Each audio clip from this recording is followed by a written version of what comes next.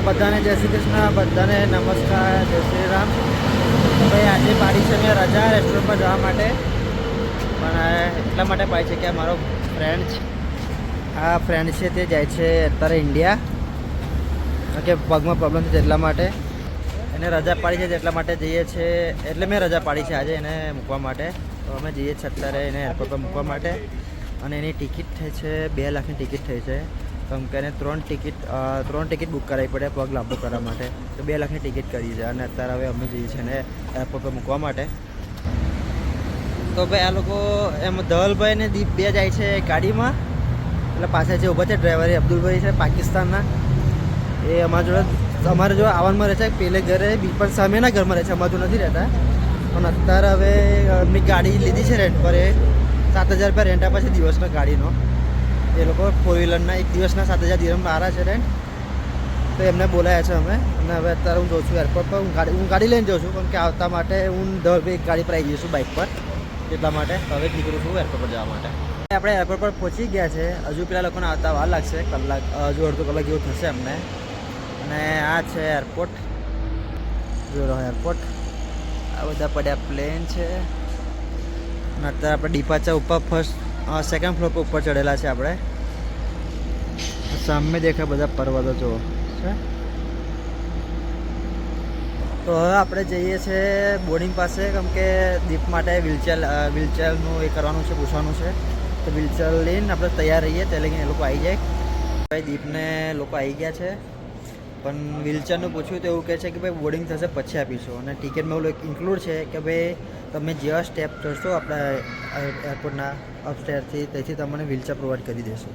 પણ એવું કશું આ લોકોએ કર્યું છે નહીં. અને એવું કહે છે કે તમે પહેલાં બોર્ડિંગ કરો, પછી તમને વ્હીલચેર પ્રોવાઈડ કરીએ.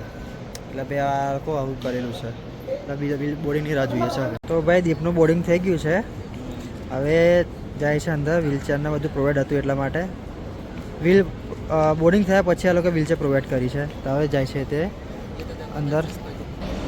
તો હવે દીપ ગતો રહ્યો છે અંદર, અને હવે અમે જઈએ છીએ હું ધવલભાઈ યોજના જઈએ છીએ ઘરે, કે આજે અમે બે રજા પાડી હતી. તો મળીએ આપણે આગળના વ્લોગમાં. આવી ગયા છે અત્યારે મળ્યા ત્યાં અમે. ભૂખ લાગી હતી, કેમ કે શહેરમાં દીપ ગયો હતો ત્યારે મેં ખાઈ ચાકલી પીધી, નાસ્તો નહોતો કરેલો. તો અમે આવી ગયા છે અત્યારે જય કુબેરમાં, આપણા વડોદરાના જે કાકા છે એમની હોટલ આવી ગયા.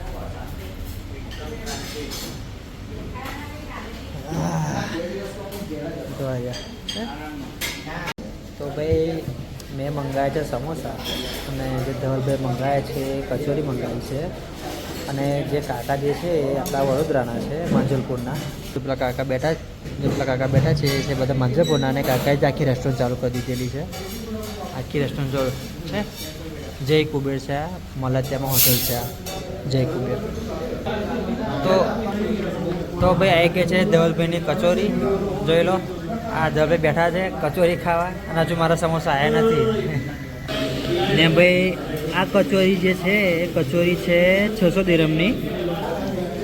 આ 600 દિરહમની કચોરી છે. અને જે મેં સમોસા મંગાવ્યા છે એ પણ છે 600 દિરહમના. અને પછી જો અમે પફ ટ્રાય મારીશું, પફ છે ખાલી 500 દિરહમનો. એ પણ એવો આજે ટેસ્ટ કરી લઈએ, કારણ કે ભૂખ બહુ લાગી છે. તો આજે મને પેટ ભરીને જ જઈએ અગર આજે જય કુબેરમાં આવ્યા છે.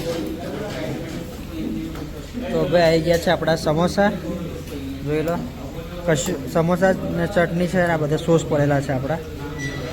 ડુંગળી કશું ના મળે આમાં. તો ભાઈ સમોસા ખાઈને બધા બહાર નીકળી ગયા છે.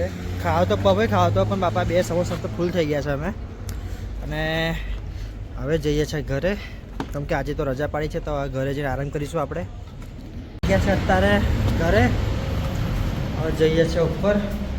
હવે અત્યારે તો કંઈ પ્લાનિંગ છે નહીં, પણ જો કે એક પિક્ચર જોઈશું, અને આ તો દરરોજ કરી નાખીશું આવી રીતના. તો ભાઈ આજનો દિવસ આવો રહ્યો છે અમારો. એરપોર્ટ પર ગયા, પછી મળ્યા ત્યાં ગયા, અને દડો પતાવી દેવાનો છે હવે આજે. તો ભાઈ મળીએ આવો કાલે. બધાને જય શ્રી કૃષ્ણ, જય શ્રી રામ. બધાને મળીએ બીજા વર્ગમાં.